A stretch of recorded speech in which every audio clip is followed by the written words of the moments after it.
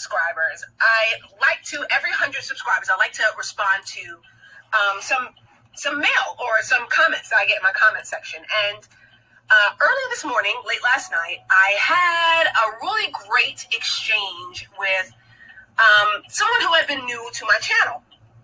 And basically, this person had responded to my video. It was a really great exchange between me and this viewer about the video Least Preferred, No Least Engaged, where she had brought up research from a publication that's on Amazon that Black women were having a disproportionately large number of negative experiences on online dating as compared to women of other ethnic groups. I had brought up a lot of the information that I brought to you in a lot of my online dating videos based on the inside information that I had from a friend who I know works for, does like market research for one of the large online dating platforms. So this person gave me a lot of inside information with how they're going to be reformulating and redoing a lot of online dating to get more female participation. So again, I guess because of maybe discrepancies between the two sources that we used, I'm kind of talking about the future trajectory of online dating, while this woman brought up some valid points about research compiled about the past of online dating. Both of us had brought up some really good sources and really great points. So while we both agreed that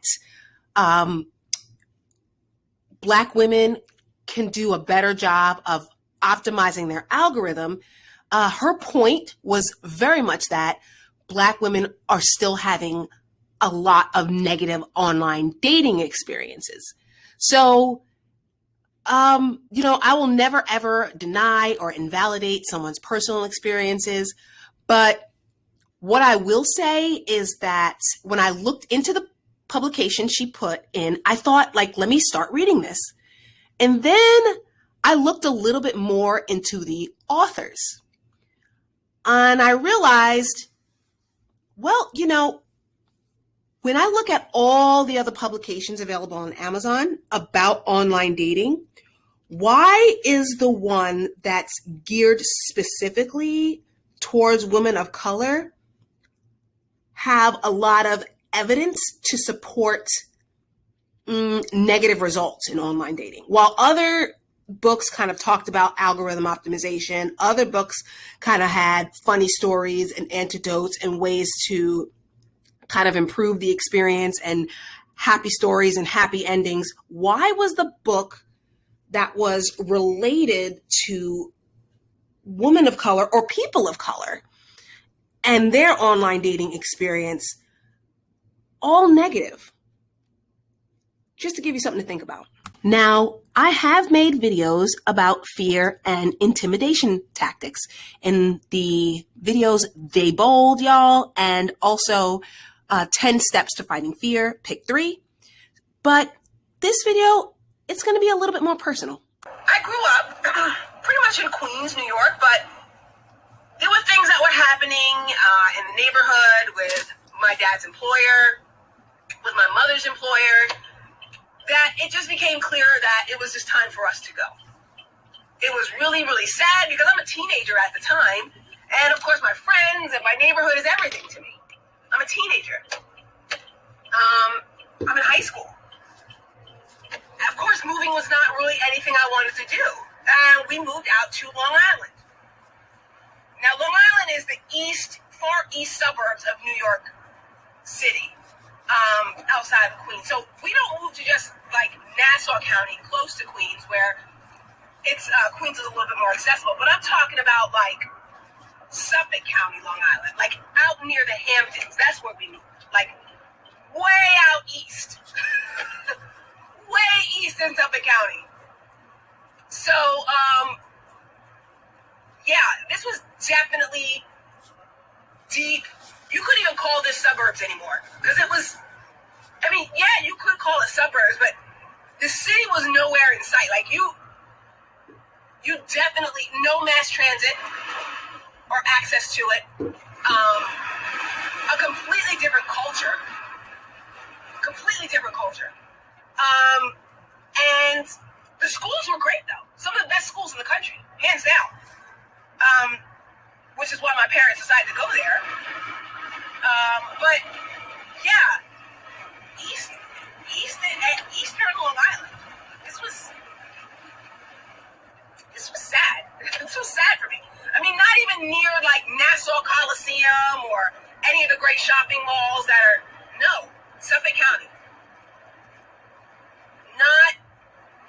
Not the best situation for me. So socially it was kind of tough because you're in high school and you just moved. But also there's no mass transit, so I had to learn to drive. And I was not excited about that. I was not excited at all because my parents were like, well, if you want a car, you have to get a job. My older sister got a driver's license and a job. She then had a used car. My younger sister got a learner's permit and a job. And she was ready to drive. She had friends that drove. She was ready to drive. I did not want to do that. I was very serious about my athletics. And I did not want to get a job because I wanted to compete athletically. What? I did track and cross country. I did not want. So, and because that took up most of my time anyway, and that was most of my social life anyway, there was no need for me to have a car, so I didn't drive. So how? Well, a few years later, my younger sister now has a driver's license. My older sister's off at college. My younger sister was killed in an automobile accident on the Long Island Expressway. So, yeah, that was really tough for me. You already have somebody who doesn't want to drive, and then they have this really devastating thing happen to them, where you lose a person who is probably the closest to you in this world, your sister. We were really three sisters, and we were close. And my older sister is off at college at this point, so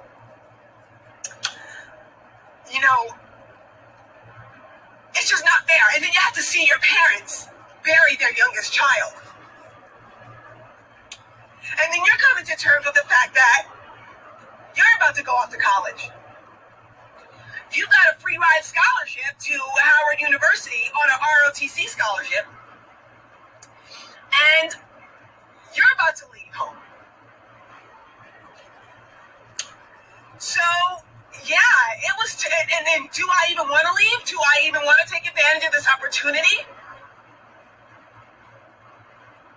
How do I even process this? Because this is supposed to be a celebration time for my family. This is one of the most exciting things that's ever happened to me in my life.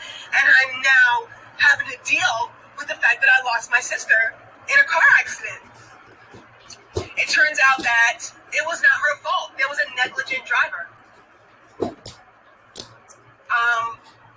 then that person, of course, because of the driver's negligence, that person ended up having to serve some time in prison because of their negligence. They were driving on a suspended license, and they had a bunch of other traffic infractions, and now they're in trouble with the law. Because they were in trouble in the town with the county. So this person now has to serve a short jail term. And so now, yeah, you had to kind of deal with that. So clearly I did not take it upon myself to learn to drive.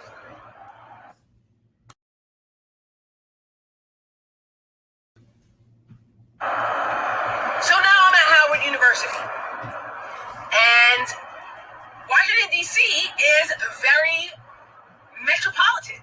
It has a metro system. It has a great public bus system and transit. So also there's not parking for freshmen. So again, I have no incentive to drive. I have no incentive. I have my past trauma that was associated with my sister driving and dying in a car accident. The fact that it wasn't a priority to me as a teenager because being in Queens where I had access to mass transit, it was not a priority. I had my own personal trauma of losing my younger sister. And now I'm in a city that's metropolitan and that has mass transit. I'm using mass transit to go to other schools. I'm using mass transit to go to parties. I'm using mass transit to eat out with friends. I'm using mass transit for everything. And then we kind of get like the Al Gore, he's in the White House at this time, environmental thing. So you're environmentally conscious now because you take mass transit. You know, you're not one of these people driving cars and you're protecting the ozone layer. So now it's cool to be on mass transit. So I have an incentive.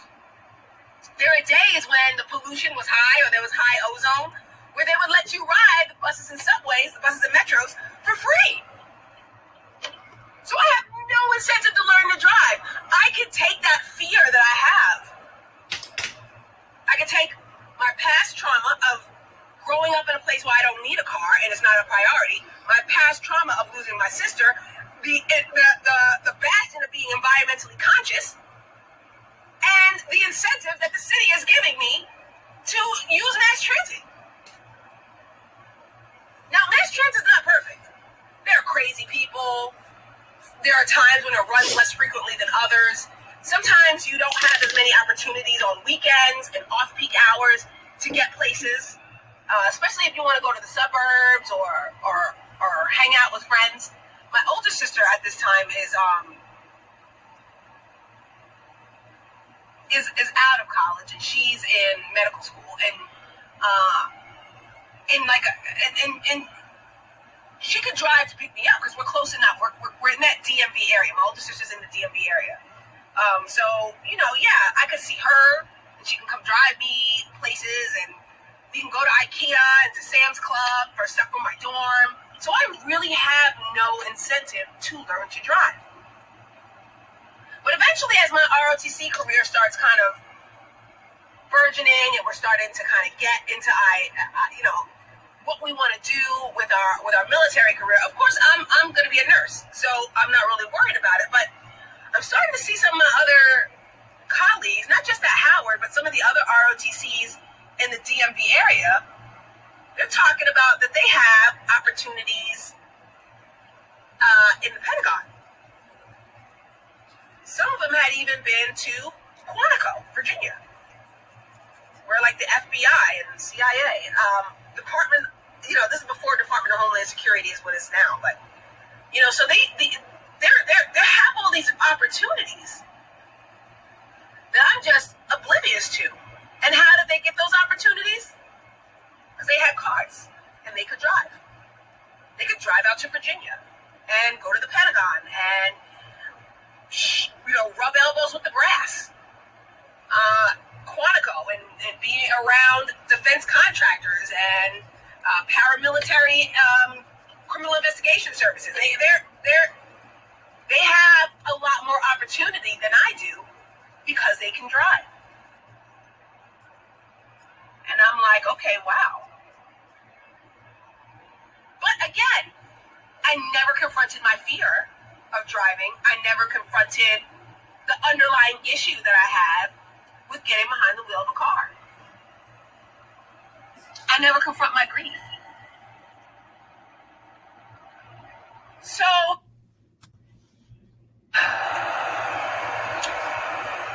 I finally graduate. I get assigned to my first duty station, which is Brooke Army Medical Center on Fort Sam Houston in San Antonio, Texas.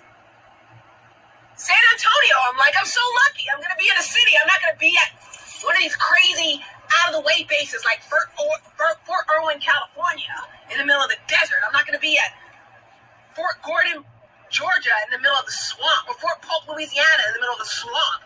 I'm not going to to be in, I'm not going to be in, Manhattan, Kansas, or Fort Leonard Wood, Missouri.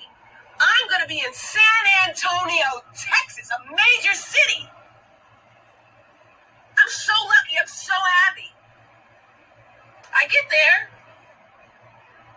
I get a cab, and I realize that San Antonio, even though it's a city, it's not very metropolitan. You have everybody who pretty much drives to work. Now, taxi cabs were abundant, especially around the military base. But it started getting expensive. This is before Uber, guys, okay? This is early 2000s, so we had no Uber at this point. Starts getting expensive. Starts getting inconvenient. Starts getting a little weird because everybody's wondering why I'm not at the same happy hour restaurants as everybody else. Like, what's going on? Because I don't have a driver's license. I don't drive. Why am I always bringing my military ID out for things and not, I had a state ID. Eventually I ended up getting a state ID, but why don't I have a driver's license? I'm 21, almost 22 at this point. Well, then I get a TDY assignment, which means that I had to go somewhere overseas, and now I'm in Asia. And then I get sent to South Korea. Again, no need or incentive to drive. Didn't have to do it. Didn't have to confront the fear that I had with getting behind the wheel of a car. I'm in South Korea now. This is where I met my husband, and I didn't really need to drive.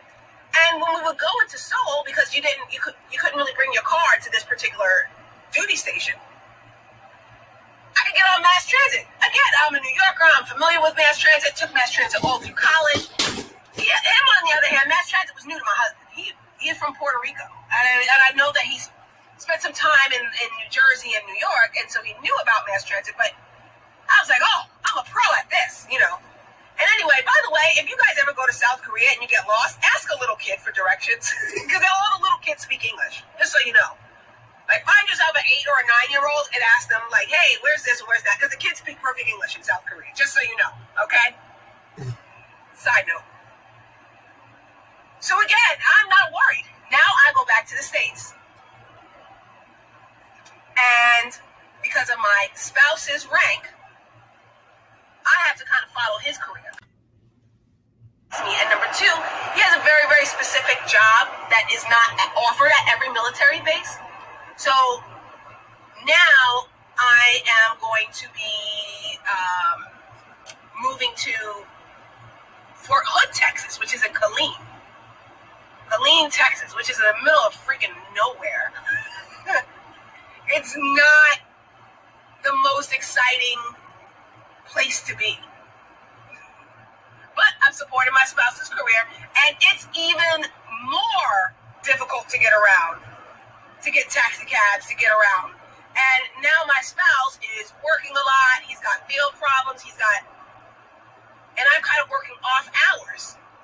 So taxi cabs are hard for me to get by, and not every taxi cab can be on the base. There's only certain taxi cabs that are even allowed on Fort Hood's base, because it's not like Fort Sam Houston, where it's a small base in the middle of the city, where you can get dropped off at the gate and walk in at the cab, because the base is small. It's pretty small. But Fort Hood is huge. Fort Hood is a city in itself. So I'm like, I have to bite the bullet. So I signed up for driver's ed. I signed up for driver's ed. At this point, I'm in my early 20s, almost mid-20s, and I still have not driven a car yet.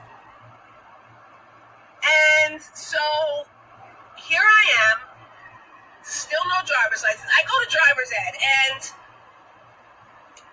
I show up to the driving school, and the instructor's like, I'll be with you shortly, but right now I'm just going to go take this group back to the high school where their parents have to pick them up.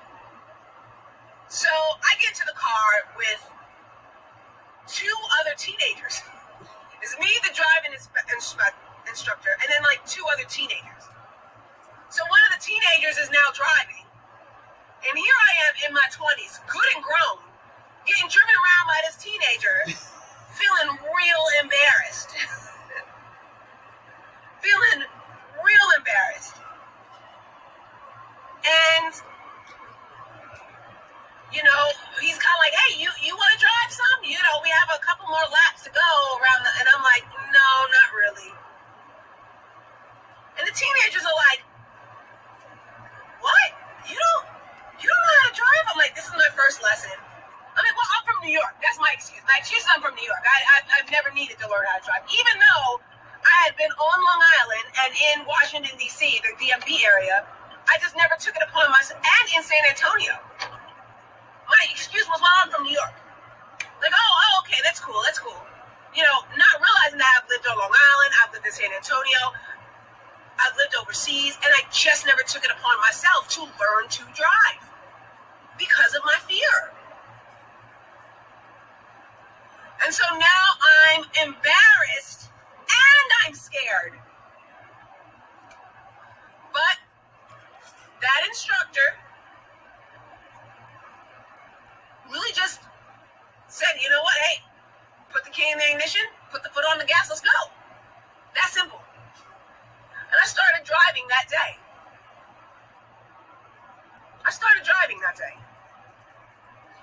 And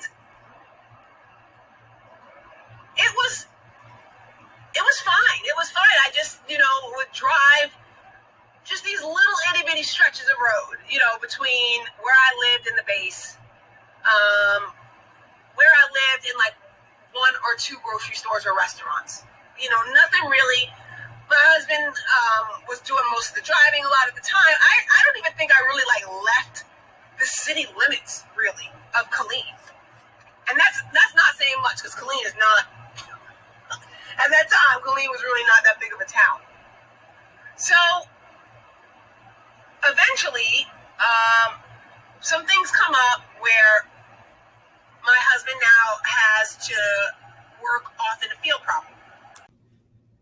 I am home alone. I have the car, but I now have to navigate everything myself. And there was an assignment that needed to be done for my unit, where I had to go down to San Antonio, Texas, to handle some medical-related administrative work, and then also drive some pathology samples, because we didn't have a pathology lab at Fort Hood. The pathology lab was at Brooke Army Medical Center. And they needed for me to just take a government vehicle to handle some of the administrative work and to also take the pathology samples while I was going. I was like, oh, it's no big deal. So now, I've never driven further than like the grocery store. And now I'm having to get on a highway and go to a whole nother city. And they said, well, you can take the highway, but 195 is a shortcut. So at that time, I'll leave a map and some stuff in the description box. But Highway 195 at that point was one of the deadliest highways in Texas. One of the deadliest highways in Texas. Simply because it was between Fort Hood, Texas, and Austin. And you would have a lot of soldiers go to Austin to party and then kind of, or people, not just soldiers, all kinds of people who lived in Bell County or Williamson County, just party in Austin and then get on the road and drive drunk on this highway. The highway didn't have a shoulder. It was very low lighting. It cut through these really small, itty-bitty towns, these backwoods towns of Bell County, Texas. So the the first response time, it was only like volunteer firefighters and volunteer ambulances in this area, and there was really sparsely populated by the county sheriff. So people used to drive almost 80 miles an hour on this highway. Or I could face the main highway, Highway 35, and be stuck in traffic. Horrible traffic. And so I really don't have any good choices. I had to face my fear. I had to drive on a highway. And it was scary. It was scary. I was frightened. And I had a lot of evidence to support my fear. I had a deadly highway. I had horrible traffic. I was an inexperienced driver. I had a government vehicle that I was responsible for. I had so much stacked against me. There was so much anxiety, guys. You would not believe how much anxiety that I was facing. There was no taxi cab. My spouse was in the field, and I had to get through it. I had to get through it. And I put that key in the ignition, and I put my foot on the gas, and I drove. And I did it. And I drove that route several times. I even showed other people that route. I had been able to reconnect with friends that I had been stationed with in the past. I had the bold and the bravery to step out of my comfort zone and go to different shopping centers and grocery stores, even when my husband was in the field or at work. I had the bravery and the courage to get my own car.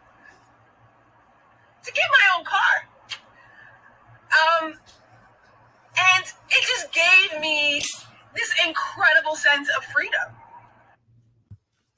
Since that time, I've been able to just indulge in some of the greatest fine dining experiences that this state has to offer. I've been able to go to lots of concerts and sporting events through here in the surrounding states. I've been able to just enjoy the nature of the Texas countryside, the mountains, the Gulf Coast, all of these things because I decided to set aside fear and to set aside any negative feedback and just embrace the freedom.